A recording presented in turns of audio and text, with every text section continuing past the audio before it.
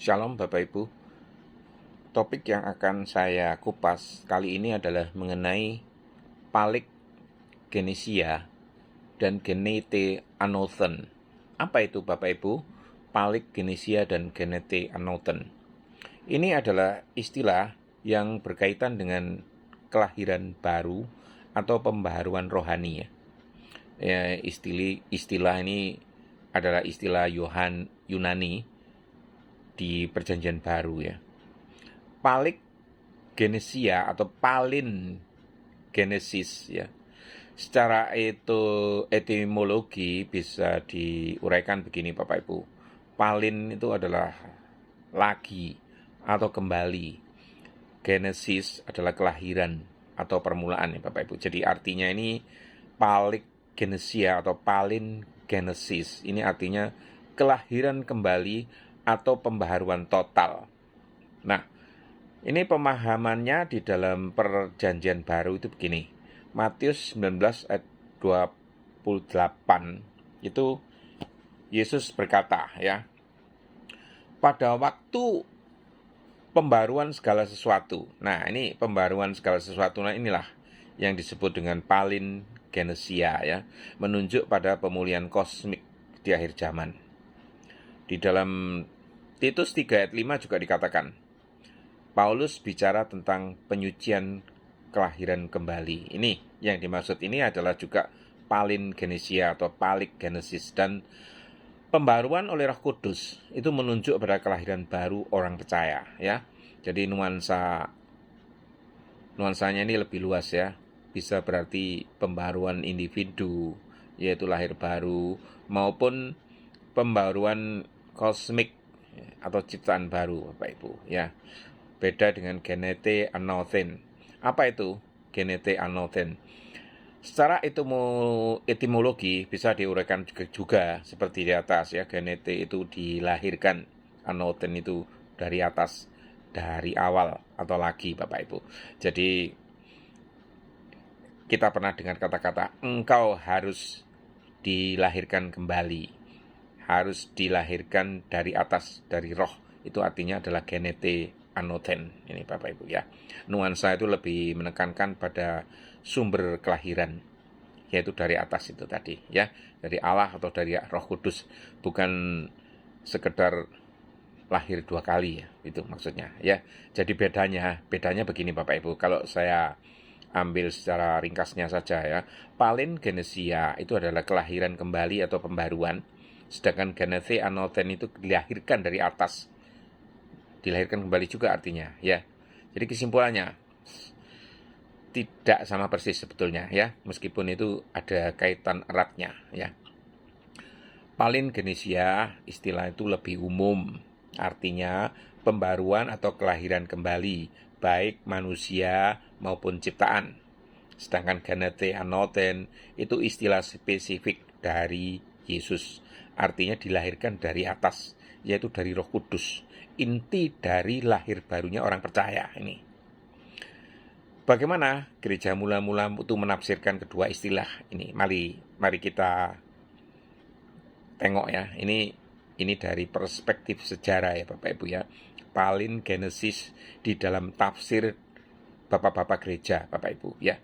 Irenaeus pada tahun 1202 itu melihat Palin Genesis sebagai pemulihan ciptaan secara kosmik. Ini benar juga ya. Baginya dunia akan diperbarui pada kedatangan Kristus yang kedua kali, di mana bumi dipulihkan sebagaimana semula ya. Jadi Palin Genesia di sini bukan hanya lahir baru individu Bapak Ibu, tetapi juga rekapitulasi sejarah ya. Ya, Allah memulihkan seluruh ciptaan, artinya begitu. Origenes pada tahun 1254, sekitar setengah abad kemudian, menekankan Palik Genesia itu pada transformasi batiniah Bapak Ibu. Tadi sudah saya jelaskan di atas, bisa juga berarti demikian. Baginya, baptisan adalah momen Palik Genesia, ketika jiwa dipulihkan dari kerusakan dosa ini. Jadi di dalam tradisi awal, palingenesia itu dipahami ganda, Bapak Ibu. Secara individu, lahir baru lewat baptisan dan Roh Kudus. Secara kosmos, pemulihan total ciptaan di akhir zaman ini. Nah, bagaimana Genethe Anothen dalam tafsir Bapak-Bapak Gereja? Kita mulai dengan Yohanes Chrysostomus pada tahun 1401. Ini menekankan arti Anothen itu dari atas, bukan sekali lagi. Jadi menurutnya, Yesus mengajar Nikodemus bahwa lahir baru itu bukan usaha manusia, melainkan karya Roh Kudus dari sorga. Agustinus tahun 1430, 30 tahun kemudian Bapak Ibu ya, menafsirkan Genethe Anothen itu sebagai regenerasi rohani melalui baptisan dan iman. Ia menekankan bahwa kelahiran jasmani dari rahim ibu tidak cukup. Perlu kelahiran baru dari roh agar masuk kerajaan Allah. Jadi tradisi awal menegaskan Genethe Anothen adalah kelahiran rohani yang asalnya dari Allah, bukan sekedar pengulangan kelahiran biologis ini. Nah, bagaimana hubungan keduanya itu di dalam teologi patristik, Bapak Ibu? Palingenesia istilah lebih luas, pembaruan total individu dan dunia. Genethe Anothen istilah khusus ya, kelahiran rohani dan Roh Kudus, dari Roh Kudus dari atas. Gereja mula-mula biasanya menempatkan Genethe Anothen itu sebagai bagian dari pengalaman palingenesis. Nah, ini hubungannya Bapak Ibu ya. Ini sudah mulai dikoneksikan. Jadi ringkasannya begini Bapak Ibu. Irenaeus percaya bahwa palingenesis itu pemilihan kosmik di akhir zaman. Origenes, palingenesis, transformasi batin lewat baptisan. Ini bisa disetarakan Bapak Ibu. Chrysostomus, Genethe Anothen lahir dari atas, hanya Roh Kudus. Sedangkan Agustinus, Genethe Anothen lahir baru melalui baptisan dan iman. Ya. Jadi sejak awal gereja itu memahami bahwa palingenesia lebih luas cakupannya, sedangkan Genethe Anothen lebih spesifik ke pengalaman rohani seseorang. Sejarah doktrin lahir baru atau palingenesia atau Genethe Anothen dari gereja mula-mula di abad pertengahan dan reformasi Pentakosta modern itu menyatakan adanya suatu perkembangan doktrin lahir baru ya. Pertama dari era Bapak Gereja ya, kurang lebih abad kedua sampai kelima ya Bapak Ibu ya. Irenaeus ya, yang tadi menyatakan bahwa lahir baru atau palingenesia itu bukan hanya pribadi, tapi juga rekapitulasi kosmos. Kristus memulihkan seluruh ciptaan. Origenes, lahir baru itu terjadi lewat baptisan, di mana jiwa dibersihkan. Ia menegaskan dimensi spiritual transformatif ya. Agustinus menekankan baptisan bayi ini ya. Bayi pun perlu dilahirkan kembali karena dosa asal. Jadi Genethe Anothen regenerasi oleh roh, tetapi baptisan dianggap instrumen utamanya. Jadi fokus Bapak Gereja itu baptisan sebagai pintu lahir baru. Manusia tetap bergantung pada karya Roh Kudus ini. Ini intinya, kesimpulan akhirnya Bapak Ibu. Nah, di abad pertengahan, kurang lebih abad ke-6 sampai ke-15, lahir baru makin identik Bapak Ibu dengan sakramen baptisan. Ya. Teologi skolastik, misalnya Thomas Aquinas ini ya, ini menekankan bahwa baptisan itu menghapus dosa asal dan memberi rahmat pengudusan, quates creatum faciens. Kekudusan moral lebih dipandang sebagai proses sinergi. Allah bekerja, manusia bekerja sama. Jadi fokusnya lahir baru dan baptisan, rahmat Allah di dalam kerangka sakramental. Itu fokusnya.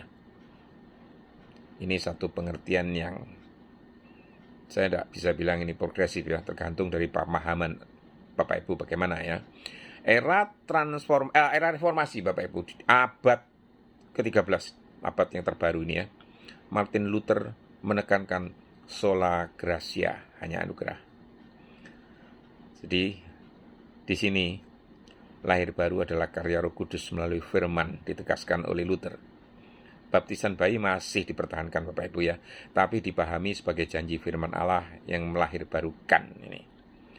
John Calvin itu menekankan regenerasi oleh Roh Kudus sebagai pekerjaan Allah yang tidak bisa ditolak, irresistible grace. Jadi lahir baru atau regeneratio itu adalah awal iman sejati menurut Calvin. Bukan sekedar ritual baptisan, melainkan transformasi hati. Fokus reformasi lahir baru, karya Roh Kudus yang berimannya. Memberi iman, bukan hasil baptisan itu sendiri.